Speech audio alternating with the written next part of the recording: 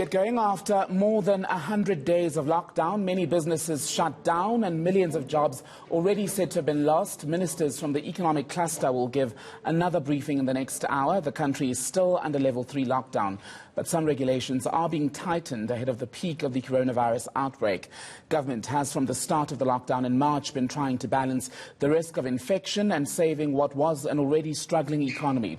Let's talk more about what to expect then when that briefing begins at 4 o'clock. Bring in eNCA reporter Govan Whittles, who's live in the newsroom. So, Govan, quite a lot to be considered there. I want us to begin with the big question about what's going to happen with the taxis, because that too has an economic link. Yeah, and this briefing will be led by the Transport Minister, Fikile Mbalula, who will have to account to South Africans on the rationale behind allowing taxis to operate at 100% on short-distance routes while shutting down the alcohol sector. The government has obviously received a lot of criticism for that decision, especially as they've also allowed them to continue on long-distance routes with 70%. But the question really here is how does that decision make economic sense, particularly as the taxi industry doesn't contribute much to the economy in terms of tax revenue, whereas the alcohol industry, which has now been banned from selling once again, contributes substantially. So these are just some of the big issues that we expect Fikile Mbalula to cover when that briefing begins. Just on industries then, the liquor industry had the rug pulled from under their feet on Sunday night, an immediate suspension of both the sale and distribution of alcohol. They are still hopeful that they can still convince government to give them some sort of way in which they can operate. Yeah, the wine producers in South Africa currently organizing a potential legal challenge to the decision to ban the sale of alcohol once again, and comments coming in from business leadership South Africa calling the decision an ambush by the President of the National Command Council of Business, saying that there was little to no consultation, and they're expecting some elaboration and answers from the economic cluster on why that decision was taken. This also has a bearing on South Africa's projected revenue collection, particularly after the budget by Finance Minister Tito Mboweni, because his forecast would have included the revenue collected from the alcohol industry. And whether or not that now has to be revised and where the extra money will come from are some of the tough questions that the Finance Minister will have to answer.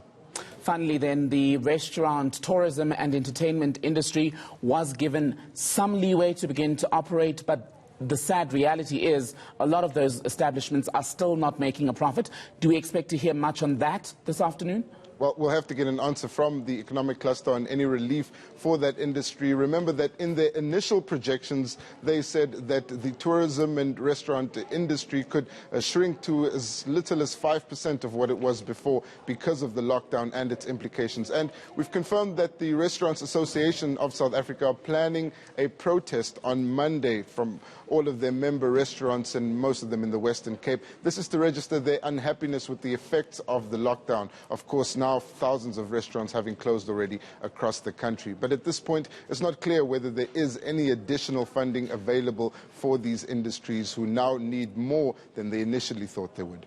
And as we expect these various departments, to speak on regulations, what's being relaxed, what's being tightened, there's pressure on government at this point to speak clearly and without contradiction, because we have had instances in the past where something is said at such a briefing only for some sort of clarification to be issued later.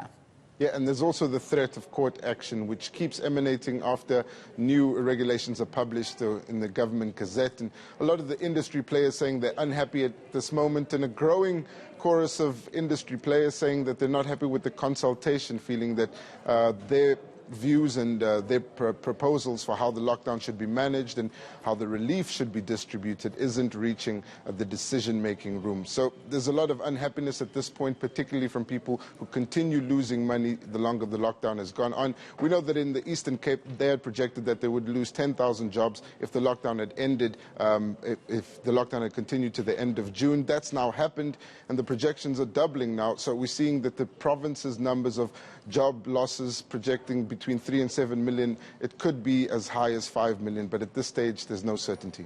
eNCA reporter Govan Whittles speaking to us less than an hour away now is where we are as far as the time in which we're waiting for that economic cluster briefing. We'll take it live for you here on eNCA at 4 p.m.